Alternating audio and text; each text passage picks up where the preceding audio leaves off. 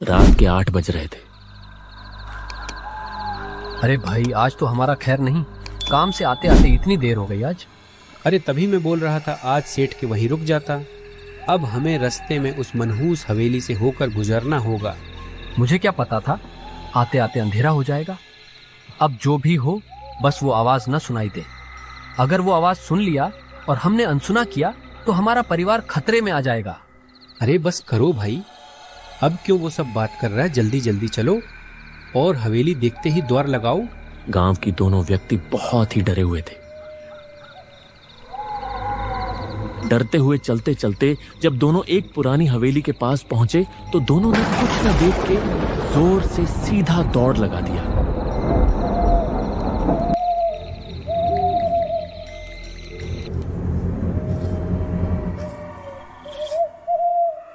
और दौड़ते दौड़ते दोनों हवेली से काफी दूर आने के बाद रुके। बाल बाल बचे। भगवान का शुक्र है जो हवेली से कुछ आवाज सुनाई नहीं दिया। हाँ भाई, बाल बाल बचे। अब से ऐसी गलती कभी भी नहीं करूंगा। ये सब बोल के दोनों हाँफते हुए सुकून की सांस लेके निकल जाते हैं। यहां छोटे से किराए के कमरे में पीली ट्यूबलाइट झिलमिला रही थी। टेबल पर कुछ किताबें, एक सरकारी नियुक्ति पत्र और बिस्तर पर बैठा एक सीधा सा आदमी, रवि कुमार, उम्र लगभग 32 साल। एक सादा सी मुस्कान और चेहरे पर थकान ली। पास में उसकी बीवी नीरा, जो कपड़ों की तह लगाते हुए बोल रही थी। तो सच में जाना पड़ेगा क्या आपको? इतना दूर का गांव, न सड़क ठीक, न अस्पताल, न कोई जान पहचान। आप वहाँ कैसे रह पाएंगे? अरे भाग्यवान, डर क्यों रही हो? ये सरकारी नौकरी है, पोस्टिंग जहाँ मिले वहाँ जाना ही पड़ता है। कुछ दिन की बात है, फिर ट्रांसफर लगवा लूंगा। वैसे भी गांव में शांति होती है, और वैसे भी हम भी गांव के ही निवासी हैं। शांति या सन्नाटा? आपने सुना नहीं क्या? लोग कहते हैं कुछ गांवों में रात को अजीब घटनाएं होती हैं। किसी ने बताया था सोनगढ़ के पास के इलाके में कुछ हवेली है। लोग बोलते हैं वहां कोई डरावना घटना घटित हुआ था। और आपका पोस्टिंग भी वही ही होना था क्या? अरे नीरा, तुम भी ना सुनी सुनाई बातों पर यकीन कर लेती हो। वो सब पुराने जमाने की बातें हैं। भूत प्रेत कहाँ असलियत में होते हैं। जिंदगी का असली डर तो दिल में होता है। ठीक है, वैसे भी अब हम कर ही क्या सकते हैं। आप बस अपना ध्यान रखना और दिन रहते ही कोई किराए का कमरा ले लेना।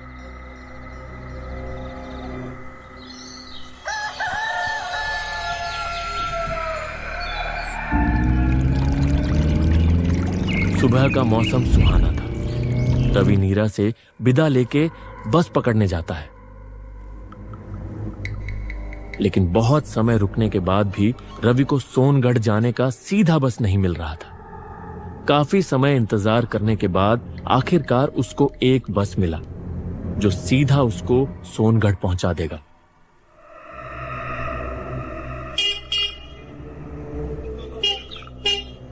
कुछ समय बाद वो बस से सोनगढ़ पहुंचा, लेकिन सोनगढ़ पहुंचते पहुंचते उसको देर हो गई और दिन ढल गया था।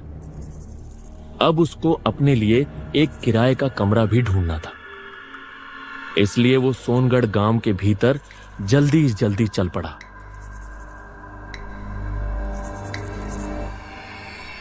गांव के रास्ते में बहुत सन्नाटा था और चलते चलते अचानक से मौसम बिगड़ने लगा और फिर तेज बारिश शुरू हो गई।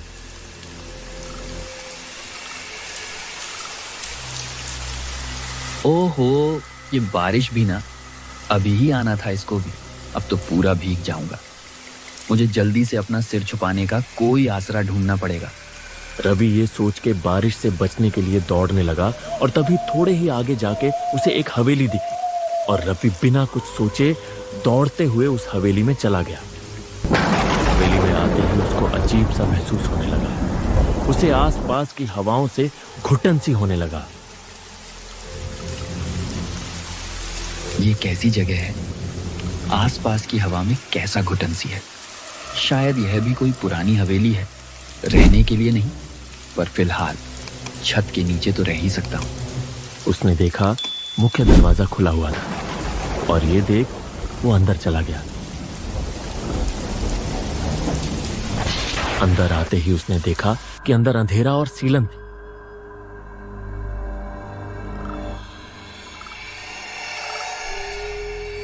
उसने एक कोने में बैग रखा और सोचा, बस थोड़ी देर की बात है, बारिश थम जाए तो निकल लूंगा, गांव अब ज्यादा दूर नहीं होगा। लेकिन तभी ऊपर से कुछ गिरा, ठाक से। रवि ने सिर उठाया और देखा शायद कोई लकड़ी गिरी होगी, पुरानी हवेली है, टूटी फूटी होगी। उसने फिर नीचे देखा। अंधेरे में उसे कुछ ठीक से दिख भी नहीं रहा था।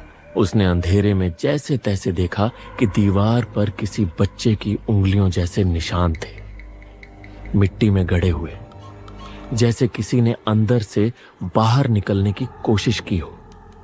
ये देख रवि थोड़ा डर गया और पीछे हट गया। तभी ऊपर से किसी की हल्की सी सिसकी सुनाई दी। मुझे मुक्ति चाहिए, मुझे मुक्ति दो। रवि का दिल जैसे रुक गया। उसने कांपते हुए अंधेरे की तरफ देखने की कोशिश की और देखा सीढ़ियों पर एक छोटा लड़का खड़ा था। सादे कपड़े, नंगे पांव, आंखों में लाल चमक और चेहरे पर अजीब सी उदासी। तो तुम कौन हो बेटा? यहाँ क्या कर रहे हो? ये तो बहुत पुरानी हवेली है। लड़का धीरे धीरे नीचे आया। उसके पैरों से मानो धूल सी उड़ रही थी। कितने बरसों तक यहाँ रहेंगे? मैं भी कई बरसों से यहाँ हूँ, मुझे यहाँ से निकालो ना। क्या बकवास है ये? बाहर बारिश हो रही है, मैं बस कुछ देर के लिए रुका हूँ और तुम इतना अजीब क्यों लग रहे हो? लड़के ने शांत आंखों से देखा। उसकी आंखें एकदम गहरी और चमकदार थी। वो लड़का बोला, आप भी मुझे यहाँ अकेले छोड़कर जाएंगे? रवि ने गहरी सांस ली और अंधेरे में ही उसका चेहरा देखने की कोशिश करने लगा। उसने ध्यान से देखा तो पाया वो चेहरा इंसानी, कम परछाई ज्यादा लग रहा था, लेकिन ज्यादा अंधेरा होने से उसे कुछ ठीक से नहीं दिखा। रवि ने घबराकर कहा, कौन हो तुम? तुम तो इंसान नहीं लग रहे, मुझे जाने दो। मुझसे क्या चाहिए तुम्हें? कुछ समय तक कोई जवाब नहीं। फिर अचानक वो लड़का बोला, उन्होंने मुझे यही दफना दिया था, अब कोई मुझे सुनता नहीं, मुझे मुक्ति दिला दो। रवि ये सुन के बहुत डर गया और पीछे हटने लगा। उसकी सांसें तेज हो रही थी और बारिश की आवाज के बीच बस बच्चे की फुसफुसाहट गूंज रही थी। मुझे मुक्त कर दो। और अगले ही पल वो बच्चा गायब हो गया। सिर्फ हवा में गूंजती उसकी करुण आवाज बची, मुझे मुक्ति दो, मुझे मुक्ति दो। रवि का दिल जोर जोर से धड़क रहा था। उसे कुछ समझ नहीं आ रहा था कि आखिर वो कोई लड़का था या कुछ और। बाहर बारिश अब भी जारी थी और हवेली में सन्नाटे के बीच किसी अदृश्य शक्ति की आभास हो रही थी। कुछ समय तक रवि ऐसे ही डरे सहमे बैठा रहता है और अचानक से बारिश रुक जाती है, जैसे बारिश भी जानबूझ के रुक गई हो ताकि रवि वहां से निकल पाए। रवि को यह अजीब लगा, फिर भी उसने डर के मारे बारिश रुका देख तुरंत वहां से निकल आया। रवि जाते हुए पीछे घूमकर देखा तो उसको वही लड़का हवेली के छत पर खड़ा दिखा। उसे देखते ही रवि तुरंत आगे की तरफ देख के भागने लगा।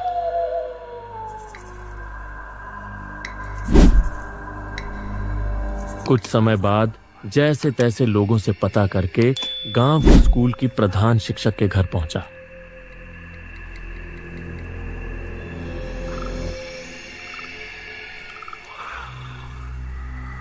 आप कौन है? इतनी रात को आपको क्या चाहिए?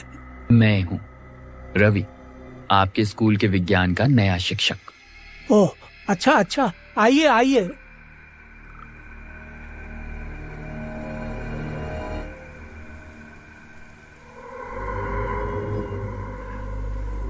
मुझे बोला गया था आप दिन में आएंगे। मैं आपकी अपेक्षा कर रहा था, लेकिन आप आए नहीं तो मुझे लगा शायद आप कल तक आ जाएंगे। लेकिन इतनी रात को आने की क्या जरूरत थी? और आप डरे हुए भी लग रहे हैं। मैं जो सोच रहा हूँ जरूर वही हुआ होगा।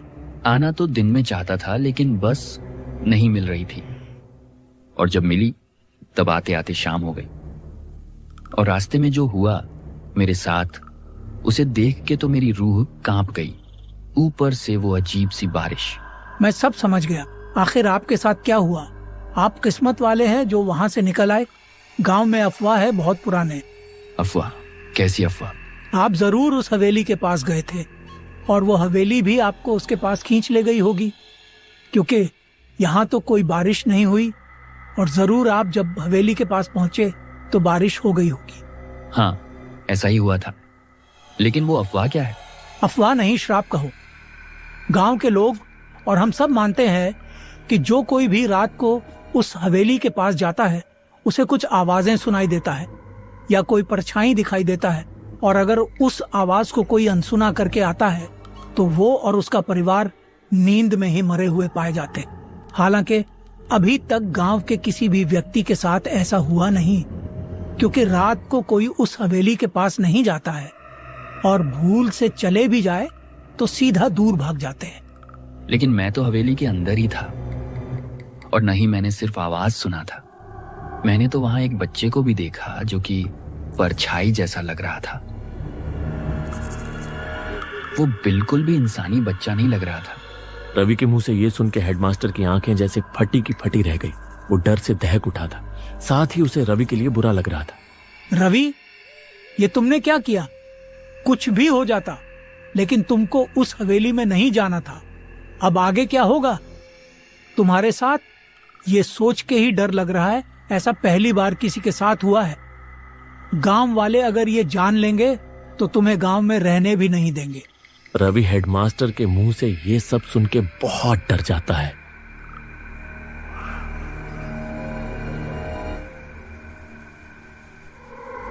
रवि उस रात हेडमास्टर के घर में ही रुकता है, लेकिन उसे उस घटना के बारे में सोच सोच के नींद नहीं आता है।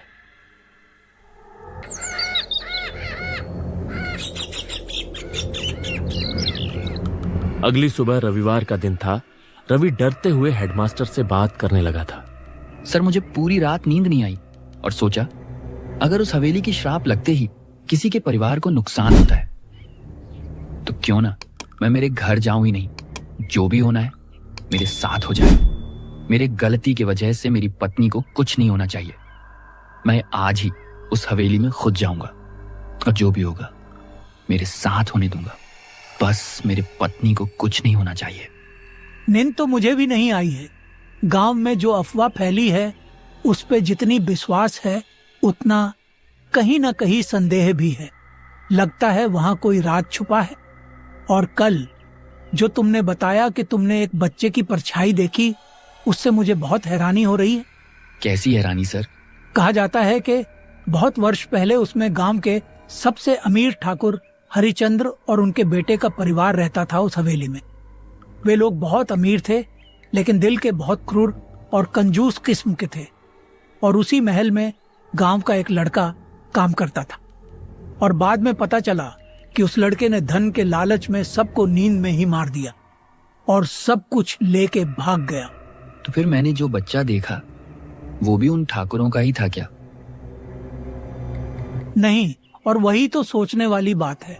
उनके परिवार में कोई बच्चा था ही नहीं।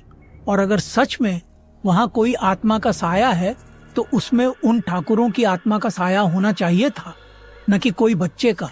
अब तो मुझे भी वहां कुछ गहरा राज है ऐसा लगता है।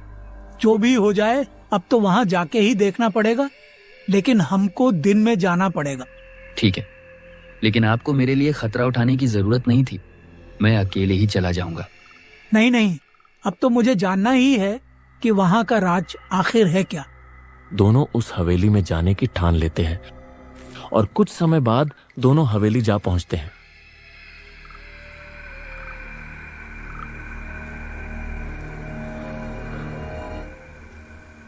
दोनों ने भीतर प्रवेश किया। भीतर दिन में भी अंधेरा था।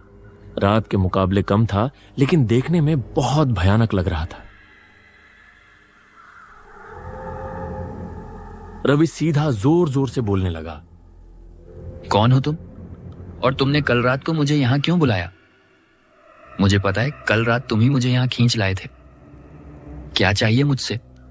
रवि, ऐसे बोलना ठीक नहीं रहेगा। हमें नुकसान पहुंचाएगा वो। रवि कुछ बोलने ही वाला था कि अचानक दूर वही बच्चा दिखता है, लेकिन इस बार वो बच्चा पूरा साफ साफ दिखाई दे रहा था, जैसे कोई गांव का मामूली सा बच्चा हो। तुम ही हो ना? तुम ही हो जो कल रात मुझे दिखे थे? रवि, इसे देखकर तो ऐसा लगता है कि ये वही लड़का है जो हवेली में काम करता था। बहुत सालों से चली आई हुई कहानी सुन के तो ये वही बच्चा लग रहा है। हेडमास्टर रवि को ये सब बोल ही रहा था कि तभी वो बच्चा अचानक से उनके एकदम करीब आ गया। दोनों ये देख बहुत डर गए, लेकिन फिर उन्होंने देखा कि उस बच्चे के चेहरे पर दुख साफ झलक रहा था और वो रो रहा था। मुझे पता है तुम हमसे कुछ कहना चाहते हो। बताओ क्या कहना चाहते हो और क्यों गांव वालों पे अपना श्राप देके रखा है? रवि के ये पूछने पे लड़का कुछ समय तक कुछ भी जवाब नहीं देता और माहौल एकदम सन्नाटा पड़ जाता है। बस ठंडी हवा की आवाज आ रही होती है। कुछ समय बाद वो बच्चा बोलने लगता है, मेरी मदद कर दो, मुझे मुक्ति चाहिए। मुक्ति? हाँ, कल भी वही बोल रहे थे। आखिर क्या मुक्ति चाहिए तुम्हें? तुम्हें हुआ क्या है? सब बताऊंगा। कोई भी नहीं सुनता मेरी बात, सब डर कर भाग जाते हैं। तुम दोनों पहले हो जो खुद यहाँ आए हो। हम नहीं भागेंगे, हमें सब बताओ। कई वर्ष पहले की बात है। मैं अपनी माँ बाबा के साथ इसी गांव में रहता था। बाबा बीमारी के चलते ठीक से काम नहीं कर पाते थे और घर चलाने के लिए मैं इस हवेली के ठाकुर हरिचंद्र के पास काम करने आया था। वे लोग मुझे रोज की सब काम करवाते थे और अगर मुझसे कुछ भी गलती हो जाती थी तब वो लोग मुझे बहुत मारते थे। एक दिन जब मैं सफाई का काम कर रहा था, मुझसे गलती से एक उनकी पुस्तैनी कलश टूट गया और ये देख के ठाकुर के बेटे ने गुस्से में आके डंडे से मेरे सिर पे मार दिया और मैं वहीं तड़पने लगा। मैं खुद को तड़पते हुए मरते महसूस कर रहा था, लेकिन मैं कुछ कर भी नहीं सकता था, इसलिए मरते समय उनको अभिशाप दे गया। तुम लोगों ने जैसे एक छोटी सी गलती की वजह से मुझे इतनी बड़ी सजा दी है, वैसे ही तुम लोग भी इस पाप का सजा खुद ही भुगत के मर जाओगे। लड़के के मरने के बाद सब लोग उसके लाश को अपने हवेली के तहखाने में रख देते हैं।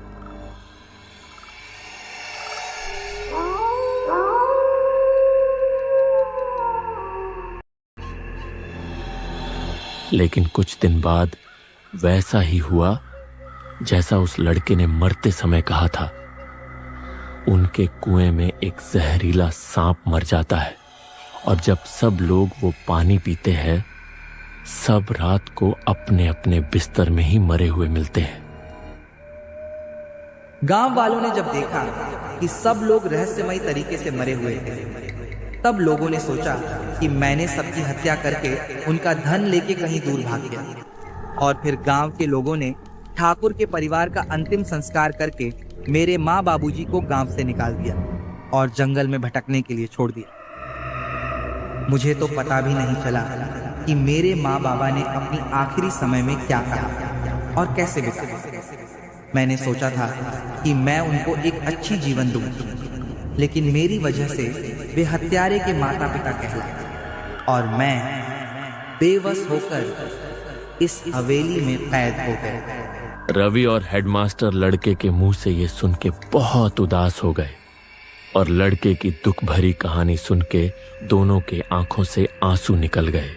बहुत बुरा हुआ तुम्हारे साथ। ऐसा किसी के साथ भी होगा तो उस पे क्या बीतेगी मैं समझ सकता हूं, लेकिन कृपया तुम गांव वालों को नुकसान मत पहुंचाना।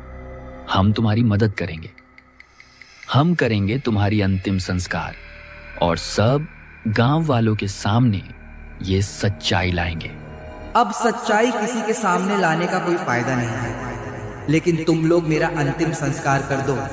कम से कम मरने के बाद तो मैं अपनी माँ बाबा के पास जाके अपनी दायित्व न निभाने का माफी मांग पाऊंगा। ठीक है, हम करेंगे, लेकिन हमें ठीक से करना क्या होगा ये बता सकते हो? तहखाने में मेरे शरीर को रखा था उन्होंने। जो अंश मेरे शरीर की बची होगी उसको ले जाके पंडित से चिता पे अग्नि दे दो, मुझे मुक्ति मिल जाएगी। कुछ समय बाद दोनों तहखाने से उस लड़के की शरीर की बची कुची अंश को ले जाके पंडित से चिता पे अग्नि दे देते हैं।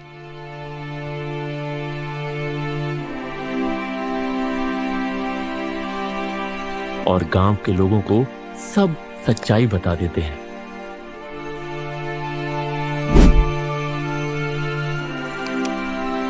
थोड़े ही देर बाद सब लोग देखते हैं हवेली से एक रोशनी ऊपर की तरफ जा रहा है। सबको ये देख समझ आता है कि उस लड़के की आत्मा को अब मुक्ति मिल चुकी थी। सबको उस लड़के की कहानी जानकर दुख होता है। सबकी आंखें उसके बारे में सोचकर नम होती हैं।